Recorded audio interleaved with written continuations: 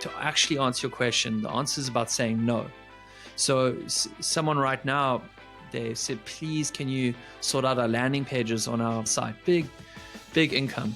And the answer is just no. That's every second I'm working on your products, the second I'm not working on mine.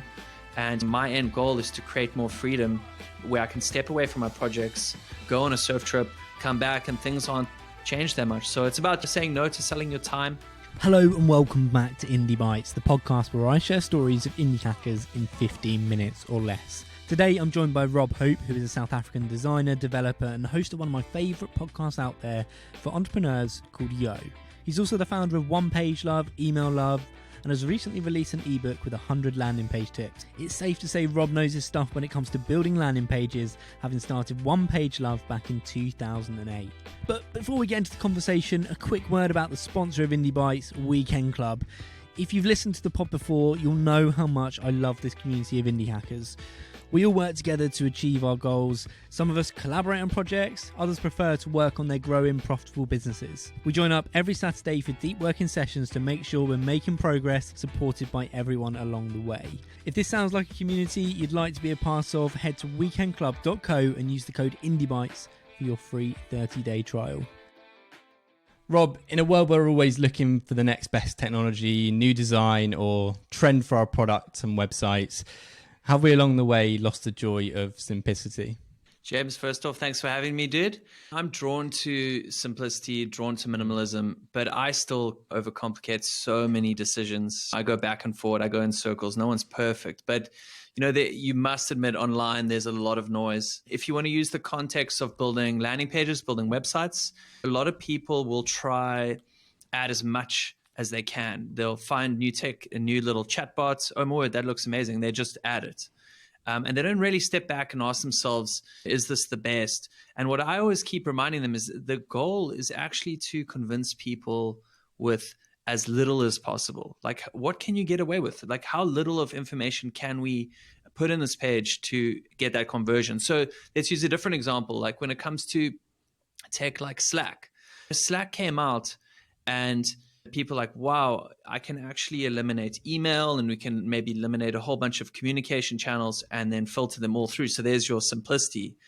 But what it actually does is it sends you 200 to 500 pings a day, creating more noise, and you're still using emails. So with all the new tech coming out, you just need to question your existing inventory and go, hey man, like what can I replace with this new tech? If nothing really, am I just going to add it on? Because then it's actually not an innovative, simple solution. It's just an extra addition to your daily noise. I think that's a really good way of framing it. It's particularly about the amount of noise we have at the moment. But something you mentioned in that first section there about when you add something, try to take something away. This is point number 8 in your landing page hot tips. The goal to persuade visitors with as little as possible, not as much as possible. Remove the weakest thing to add something new in if you're going to do that to your landing page. So you know a ton about landing pages. You've done this amazing thread on Twitter, which you then turned into an ebook. I can direct people to the book, to the Twitter thread to read through all of those tips.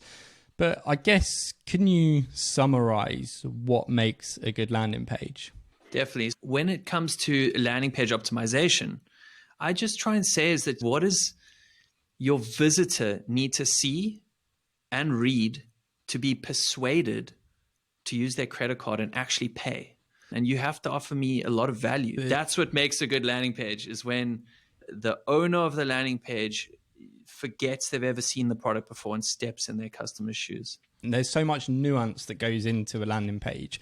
There's so many little things that you can tweak to make it better. And that's what I found your thread and your book so useful on, because these small things that I wouldn't necessarily think about, having a direct call to action instead of a generic one, removing the nav. So many people have nav bars on their landing pages, which does take away from converting on that page. Have one specific goal for that page and do everything you can to get people to convert on that goal.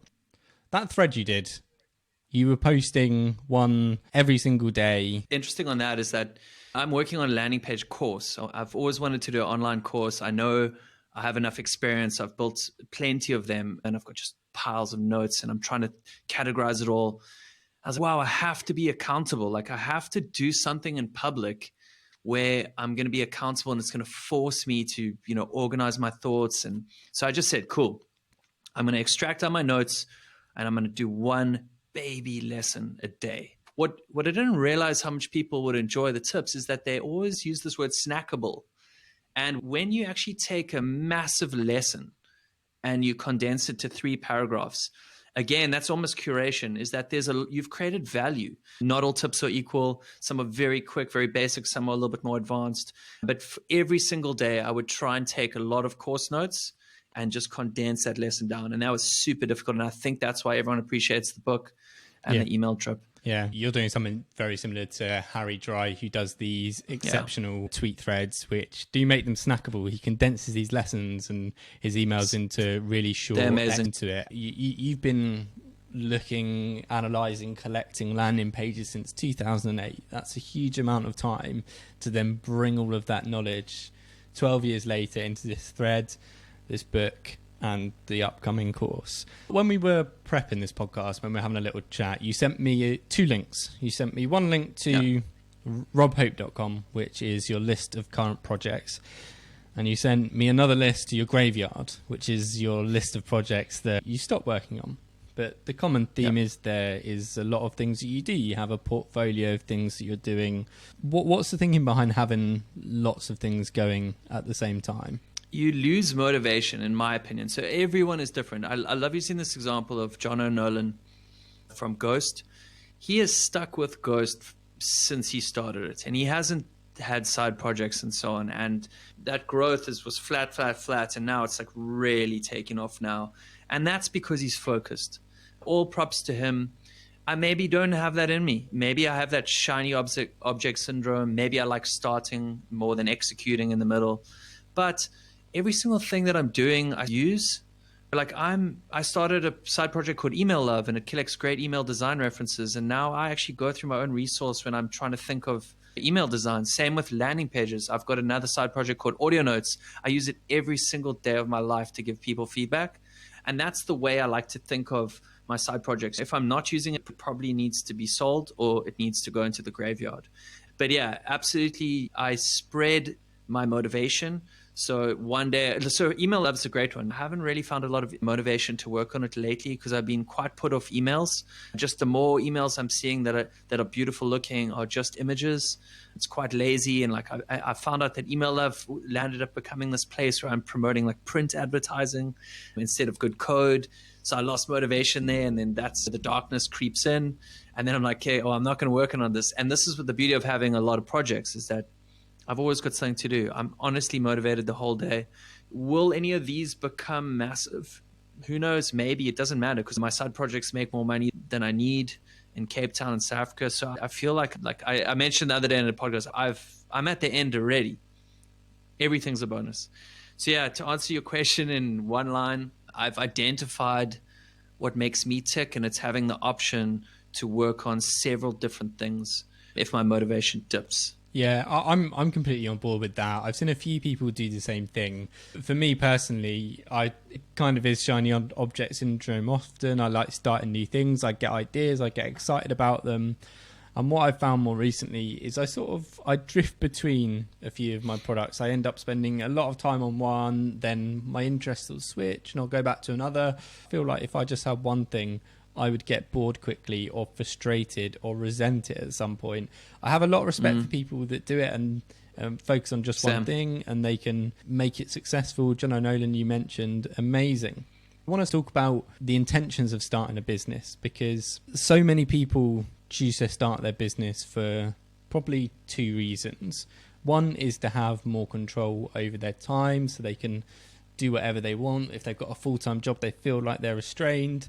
And 2, to make money. And I wonder if there's ever too much focus on the second point of people trying to make money with their businesses and seeing money as a sign of success rather than focusing on the freedom. What do you think? Yeah, so, it needs to be said straight up is that you don't have to make money off a side project. I've had some of the most fun building things with no intention of money. Obviously, you think the thing's going to be massive and people are going to take to it, but it was never to become my full-time job on any of this stuff. So Derek Sivers actually, his advice is try find a job that pays good money, and then separate that from your biggest passion. That's his advice, obviously subjective.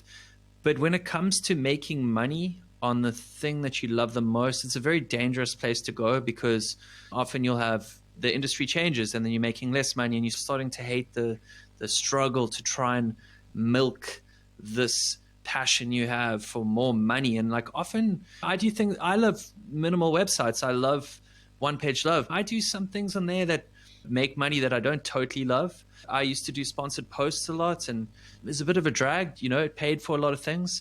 So there is this balance. That's what I'm trying to get to, is that on your side project, you almost need to set it up front. Are we doing this to go all in? Are we doing this to make money? So, I mean, that's not really answering your question. Like, have we lost our way sort of trying to monetize everything? Probably. You make a great point about turning your passions into money.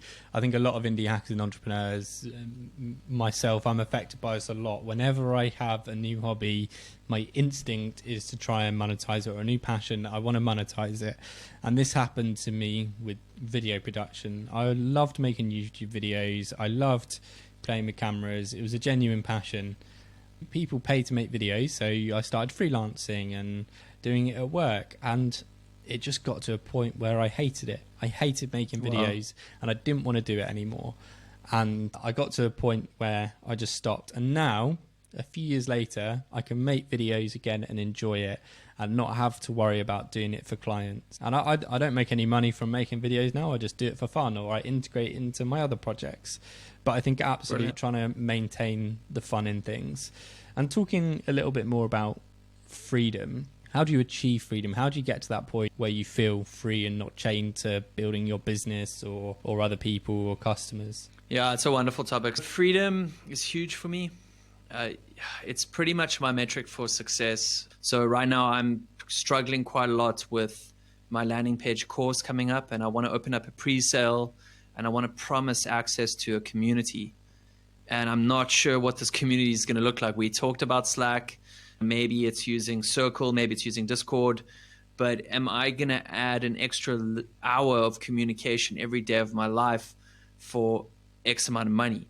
So I don't know the answer. I need to work it out. But if the answer strengthens the community, if it keeps me on my toes, I do landing page audits that are bundled into the ebook. There's a higher tier. And I often say maybe I don't need to do these audits, but every single audit, I'm forced to level up my game. I have to inspect it. People are, expecting me to deliver them a great service. And I feel like that answer was yes to greenlight audits, because it increases my end output in my niche. But it's more nuanced than that. So what is ultimate freedom? Can you not work for 10 minutes, 1 hour, whole day, 1 week? Answer that. How do you do that? And to actually answer your question, the answer is about saying no. So someone right now, it was last week, they said, please, can you sort out our landing pages on our, like a fleet of landing pages on our site, big income. And the answer is just no. That's every second I'm working on your products, a second I'm not working on mine. And my end goal is to create more freedom where I can step away from my projects, go on a surf trip, come back, and things aren't changed that much. So it's about just saying no to selling your time. I think it's a good sentiment, and I like it. And I think people should look to that more than making. How can you free up your time more? How can you say no more often? And I think that's a really good wrap it up, because I think, Rob, you've been a fantastic guest talking about all of these things. We'll round up on a few recommendations, if you don't mind. I usually do 3 recommendations, but I think it's only fitting that I ask you for a landing page recommendation. The best landing page out there right now in the world. Oh, yeah. In the thread that I do, I use the example of the Muzzle app. How about a book? Anything You Want by Derek Sivers is probably my favorite book, because that's probably the only book I've ever read in one sitting. Just started it, ended it. I'm not stopping reading this no matter what. It was just, every word was brilliant for me. Impressive. How about podcasts, apart from your own, which I will happily recommend? What other ones do you listen to? Okay, I'm going to be honest here, is I actually don't really listen to podcasts. The irony. You're the second person that has had that answer. That's fine. And then finally, who's an indie hacker you're inspired by, or people should... Someone I really look up to online, and just the way they've been doing things for the last 10 years, is probably AJ from COD. Yeah. at AJLKN. A guy's so less is more, and there's just the way he does things, I just respect it so much. Well, Rob, some exceptional recommendations and a podcast that I've thoroughly enjoyed, maybe a bit too much because we've been recording for 50 minutes in a 15-minute podcast. So thank you so much for joining. Appreciate it. Thank you so much for listening to this episode of Indie Bites. I really hope you enjoyed it. If you did enjoy it, please do leave a review on iTunes. It does help the podcast grow. If you want to find any links or references from this episode, check the show notes at indiebites.co.